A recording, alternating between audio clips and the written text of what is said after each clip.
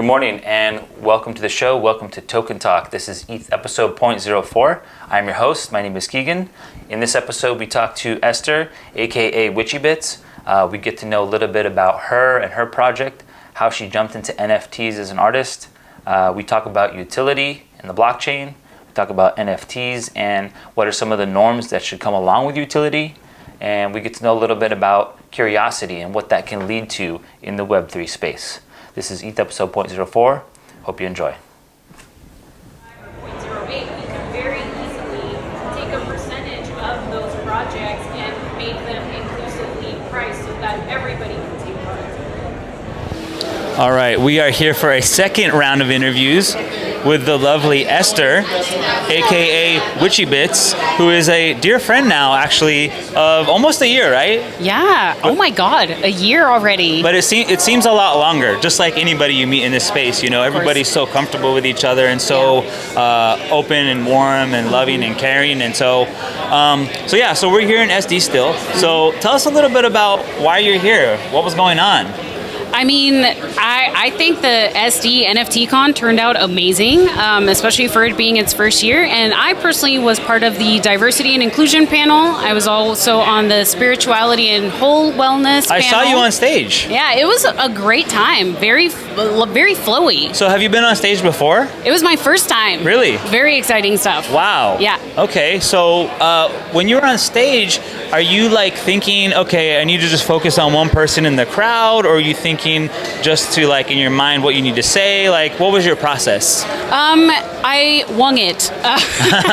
There was no process. I was actually pretty anxious. So I tried to focus on my friends. So I saw you in the crowd. I saw Valerie in the crowd. I saw a couple other people out there. And I tried to just focus on you guys and just try to talk to the audience the same way that I would talk to a friend. Right. Because that made it a little bit more organic and calm my nerves. Right. Yeah, and so just for context, you know, we all share the same project that we're involved in. We're all super huge supporters of VFriends. We're all holding now at this point. Diamond Hands, VCon next month. You'll see us with more footage. Separate from that, though, so tell us about your project. So WitchyBits, that was something that you didn't plan on that when you first came into this. And we met. What was that? Was that May of last year, 2021? We met in May, and then the project launched by the end of June. And since then, you've actually gone through like a lot of different. Would you call it growth, or what would you call it? Definitely growth. Yeah. And growth in a lot of different ways. So I have over 100 NFTs now within the original WitchyBits project. Wow. I have a side project called WitchyBits of Intuition, which is my access token, so to speak, if we're talking in VFriends terms. And there's more coming. So when you say access, so do you mean like utility? Yes. So what does that mean for some of the newer people in our audience? So what does utility mean in reference to an NFT? Right, so an NFT is obviously a digital piece of content that you purchase that is artwork, but a lot of people add utility, which means you can add something on top of the just art, so to speak. So what's an example, like from your project, what's the utility that comes with WitchyBits? So for WitchyBits, especially WitchyBits of Intuition, which is the sidechain project, you actually get access to me. So if you purchase a WitchyBits of Intuition NFT, you can either get a physical painting, you can get access to a reading with me. So there's a lot of different ways you can do it, but those are my preferred ways in my own project is mostly access to my time, essentially. Okay, and do you think that's going to be something of the norm when it comes to NFT projects in the future? Absolutely. I think that that's kind of what people are starting to expect now is, okay, I got this NFT, great, I'm supporting the project, but what are you doing for the community in return for purchasing that NFT? And I think it has yet to be leveraged on a main scale. I see. Okay, so we're not just talking about art anymore. Not that there's anything wrong with that. We all love the art, and there has been some beautiful, beautiful art that we've seen in various projects. So not to put down art, but I mean, the art is one piece of the puzzle here. Like now you're going to need to start incorporating other things like, hey, where's the community meetup? Right. Where's our one-on-one session? Exactly. Where's my free pizza with this NFT token?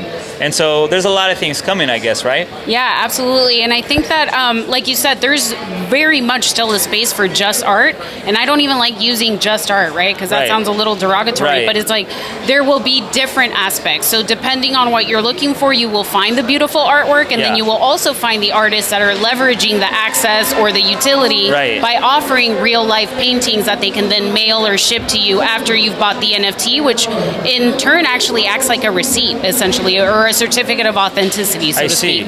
And so this is actually taking place on the blockchain, correct? Correct. Which that may have to be a whole nother episode, but absolutely. If you could give a brief summary, or in your opinion, what is the blockchain in this context? To me, the blockchain, really, to put it kind of like in terms that most people could understand, is it's a ledger where everything goes in writing and everything is public at all times. So any transaction that you create on the blockchain, anything that you create, mint, trade, send off to a different wallet, it's all there visible for anybody to see at any time, and it's secure because it's decentralized, which means no one entity is holding all control of that information. Wow, that's a little bit of an in-depth answer, which I appreciate. I'm sure everybody in the audience appreciates. Okay, one more last question then, and then any final thoughts.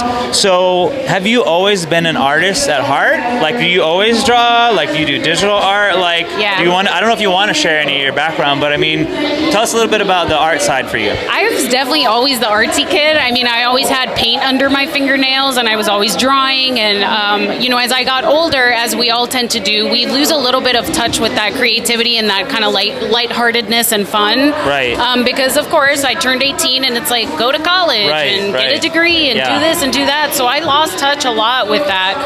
And NFTs really brought me back into that creative flow that I had. And I was like, you know what? I want to figure out this NFT thing. I like to draw. Let me take a stab at it. And that's kind of where it all started. Wow. So just that one thought prompted like, hey, you know what? I could do this. I'm going to try this. Let me start drawing. And then all of a sudden you have your own NFT project. Yeah. And you can actually make profit from some of these projects, right? Yes, absolutely. I mean, not to disclose, but like I made way more than I thought I was going to make. Right. I mean, because I thought, hey, I'm just trying it. I'm not expecting anything to come of it. Right. And I mean, I paid off for the iPad that I bought. I paid off the Apple Pen that I bought. And then I had a little bit extra to, get into a few other projects. So it's been a fun learning experience, but it's also taught me so much more than I expected. Right.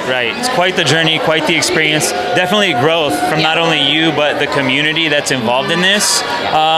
So where can people find you if they want to reach out to you or check out your project, WitchyBits? Yeah, absolutely. So I am on OpenSea. It's called WitchyBits. That's WITCHYBITS. So that is the project on OpenSea. My handle is WitchyBits1 on Twitter, and you can pretty much find everything else that I do on either of those platforms. Awesome. And we will be sure to plug that in the notes for you guys to look up as well.